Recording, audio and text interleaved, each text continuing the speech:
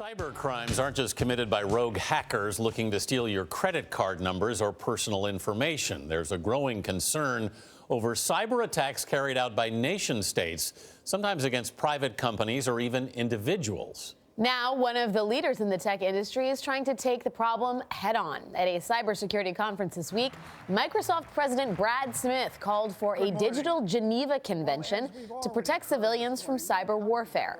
For more on what exactly that means and how it could be implemented, we're joined by CNET's senior editor, Dan Ackerman. Okay, Dan, so Smith is saying that companies basically need to be a version of Switzerland.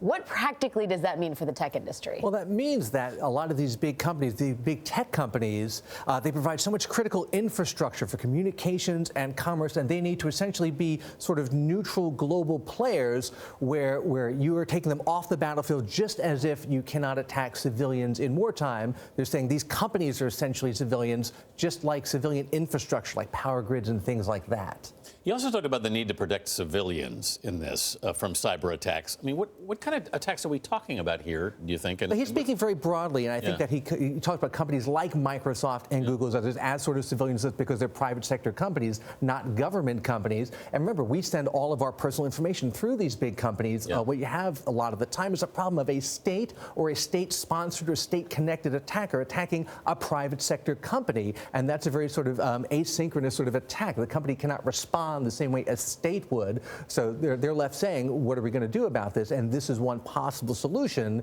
to kind of designate them as sort of civilians. So some of these companies are competing amongst each other in the marketplace, but it would seem like you need to have a quorum here. You need to have other companies sign on to sort of this thinking and this initiative. How likely is that? Sure, and Microsoft is obviously a big player in this space, and if they make a proposal like this, other companies are very likely to at least listen to it. This is a problem that we've all been thinking about for a long time. You go back even a couple of years, the big hack against Sony that was carried out by North Korean connected hackers. The United States and China eventually came to an agreement where they would not steal intellectual property from each other's companies. So you have a lot of sort of piecemeal attempts to put together something like this. This is the first time I think we're talking about it in a larger way, covering pretty much every company that you'd call a private sector company and every piece of civilian infrastructure. So you think there's movement for these companies to join together in this? I think there's definitely a need to address this because the status quo is not sustainable long term. You think that's generally acknowledged among corporate America at this point?